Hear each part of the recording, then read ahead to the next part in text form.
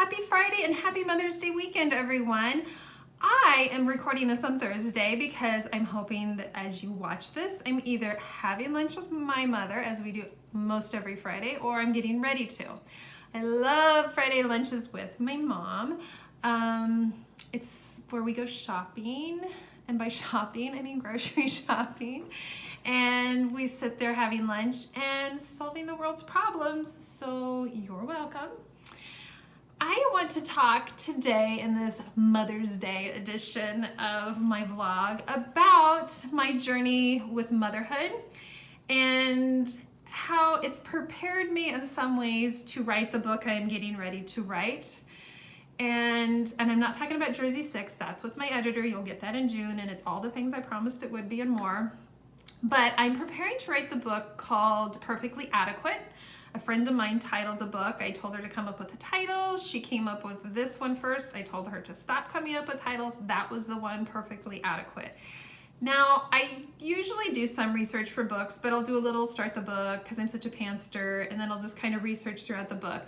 And I'm not saying that I won't still be researching throughout this book, but I don't even want to start this book until I'm like really there and ready in the right spot. So I'm researching emus and I'm researching autism, and they are not connected whatsoever. The book is not about emus and it's not about autism either. It's simply about a character who has autism, a female character. And I read Jennifer O'Toole's book. It's called Autism in Heels. I highly recommend everyone read this book. You don't have to have autism yourself to read it or even have a child with autism. This book, I believe, is a book that we need to read to learn about humanity and compassion. And it is so well stated throughout this book. Highly recommend this. Such an inspiration for jumping into this book that I'm getting ready to write. So, Perfectly Adequate is the name of this book. Perfectly Adequate is also the tagline for my role as a mother. But I didn't start out that way. When I was 24 and had my first child, Logan, I have 3 boys. Logan's 19, Carter's 16, Asher's 11. When I had Logan, I was so excited because although I had gone to college and I had gotten a job, my goal in life was to be a mom. That's what I wanted to be. It was just a mom. Just a mom, not just a mom. I wanted to be a mom. I mean, that was like my goal. I wanted to have babies and raise them, and I don't know why. That's just what I wanted to do in life. So I knew that I would prepare for it, and I did. I read all the books, and I was ready to be the perfect mom. And I had this child who was pretty much a sugar baby. I mean, clearly had a few faults here and there, but he was a very easy child, which made it easy for me to look like the perfect parent for a while. And then I had my second child, and he was okay for a while too there, and then he started giving me a few more things, especially when he decided he didn't want to love school, and he was very strong-willed, and he was 100% social and not wanting to do anything but socialize. And I had seen, before I had my own kids, I would see other children and parents in public, and I'd see children acting up, having tantrums, flailing around, and I was like, those are some bad parents. Clearly I will be perfect and my kids will be awesome angels all the time. That didn't happen. I mean, I can't believe it, right? It did not happen. I had children who acted out in public. I had children who would sometimes get in trouble at school. I had children who would do something inappropriate, and I'd have to have another parent would have to come tell me about this, and it's just so embarrassing. And my kids were not always getting A+ in all of their classes. And it was just the most humbling experience ever, because imagine like preparing for your dream job, and as the years go on, you're like, this isn't my dream job. I laugh at how many authors have had other professions, like how many attorneys become authors. It's so crazy. I'm like, oh my gosh, you went to school all these years for this and now you're writing romance. But there's this illusion of what we think something is gonna be in life, and I just knew I was gonna be a perfect parent. So Asher, then my third one, came along, and he was colicky, and he was a difficult child in the sense of I never knew what his needs were, but his needs always seemed to be grander than the other two had been. And it took us 10 years to have him diagnosed with dyslexia and dysgraphia. I have not had him tested for autism. My guess is if we tested him, he probably would fall into the spectrum somewhere. He's very functional in his life, and he has the help he needs in school because of his diagnosis of the dyslexia and dysgraphia. So I'm not really rushing out so I can get this label for my child. He's got other labels working totally fine for him right now.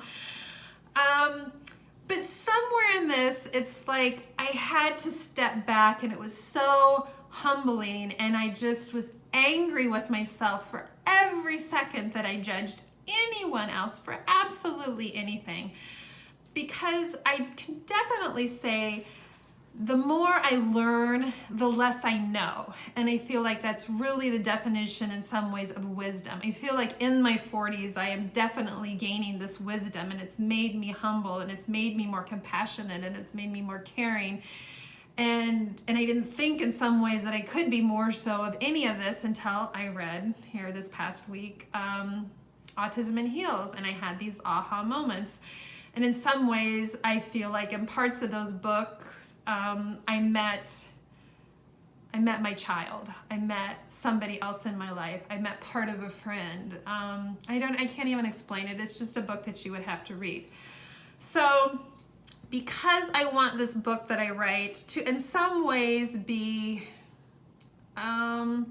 changing for my readers, I want this to spark something. I don't even know for sure yet, and I might not know till I'm done writing the book what I want this to spark in readers, but I want it to spark something. And so that's why I'm putting so much time and energy into this, because I want it to be done well and to be done right. And I want to feel really good about this book when I'm done with it.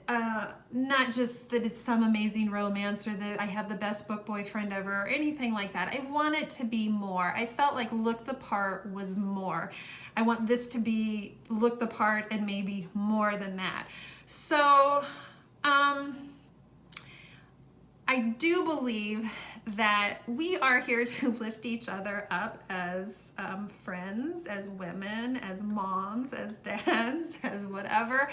And I want to apologize to the universe and every unknown person out there that I judged in my early stupid parenting years where I thought I was going to achieve perfection, because it's very unattainable. And I feel like the best thing that I can show my children is that nothing will be perfect in life, and that sometimes perfectly adequate is pretty darn good.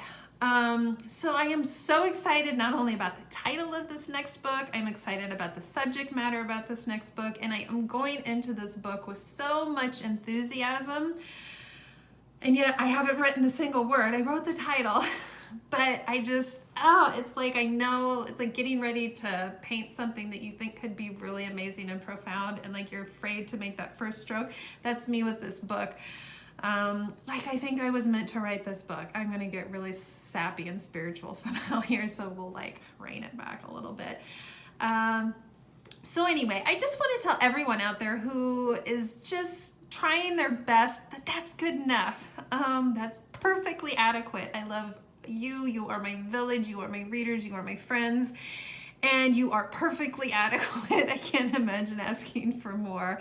And we are all going to stumble and fall along the way. And even we're going to find ourselves being judgmental when we shouldn't. And that's okay. We're going to mess up. We're going to be critical when we shouldn't be critical. We're maybe not going to show as much compassion when maybe we should show enough compassion, because this is really a hard, strange world to navigate.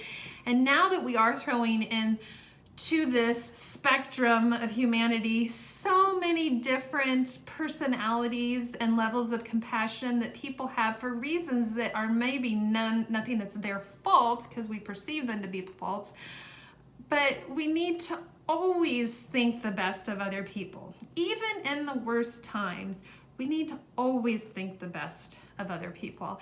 And that's hard right now, because I think we are at a point, even in our country that we live in and around the world that we live in, where things are very hostile, and that sometimes people are lacking compassion, and we seem to be very guarded at the moment. And that's very sad, because nothing good can come from that.